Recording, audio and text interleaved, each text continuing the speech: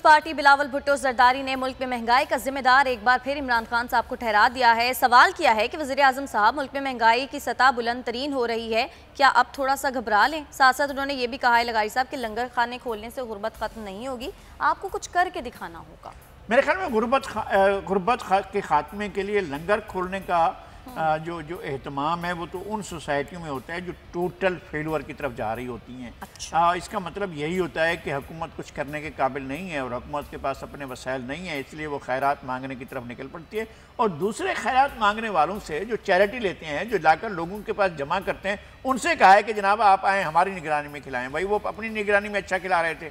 लोगों का जो जाते हैं इन इदारों को देते हैं, उनका मसला क्या होता है? उनका मसला ये होता है कि उनका ट्रस्ट नहीं होता है कि हमारे दिया हुआ टैक्स जो है वो ठीक तरीके पर इस्तेमाल होगा, इसलिए वो चैरिटी के लिए अलग अपने इदारों में फाउंडेशन बना लेते हैं और उस फाउंडेशन का जो है वो रकूम जो है वो जमा करके इन खैराती इदारों को देते हैं। अब इनके पास एडी के पास, छिपा के पास, सैलानी के पास, आलमगीर वेलफेयर ट्रस्ट के साथ और इस तरह के दीगर वो जो जेडीसी है क्या वो उनके साथ, तो ये इदारे जो हैं वो जमा करते हैं। अब अगर इनको कहें कि जी नहीं आए हम लंगर खाने कर रहे हैं और आप हमारे साथ चलकर लंगर खाने चलाएं, तो जहाँ महंगाई भी तो इतनी ज्यादा है और गुर्बत बहुत ज्यादा है, तो ऐसे कैसे फेलुअर है ना?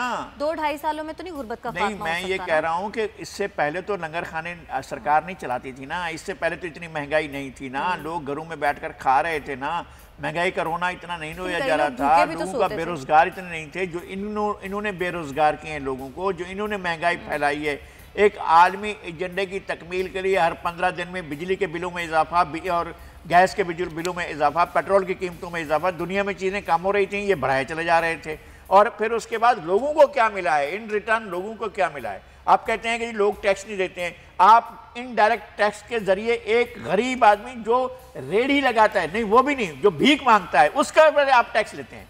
यानी क्या पता है आपका अंदाजा नहीं है कि जो शख्स चौक पर खड़ा होकर भीख मांग रहा है, जो बच्चा भीख मांग रहा है, वो एक एक रोटी पर, एक एक निवाले पर, एक सालन के एक जो वो नवाला ले रहा है उसके ऊपर वो टैक्स दे रहा है।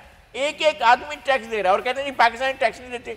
आप जबरन टैक्स ले रहे हैं, एक एक चीज पर टैक्स ले रहे हैं और फिर कहते हैं कि लोग अपना हिसाब नहीं देते। भैया हुकूमतें अपना बताएं कि खर्च जो कर रहे हैं आप किस हिसाब से खर्च कर रहे हैं। ये 2000 अरब या 3000 अरब या 4000 अरब के आप कहते हैं। एक तो मुझे इनके आदाद शुमार जब 1000 अरब कहना शुरू किया, 100 अरब का एक खरब होता था, अब इनका खरब जो है पता नहीं कितने 1000 अरब का होता है, मुझे नहीं मालूम। ये अब से इन्होंने ये तरीका अख्तियार किया और फिर ये कि ये कर्जे लेते हैं, ये डोमेस्टिक बोरोइंग करते हैं, ये गैर मुल्की इदारों से कर्जे लेते हैं। जाते कहाँ हैं यार? आप कुछ ना कुछ ये तो बताएं पाकिस्तान के लोगों को। लोगों पर महंगाई डालकर उनसे भी आप पैसा छीनते हैं।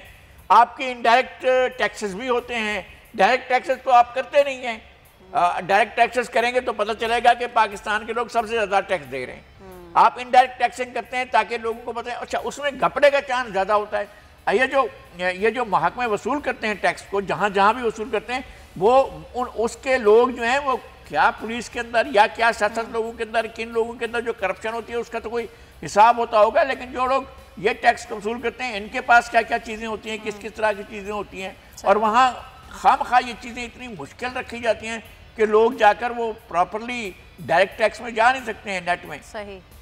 तो हुकूमत को इन चीज़ों को देना चाहिए और अपने अखराजात पर भी काबू पाना चाहिए, वरना फिर हमें घबराने देना चाहिए। हाँ, फिर इजाजत दें हमें, भाई हम घबरा खान साहब हम घबरा लें।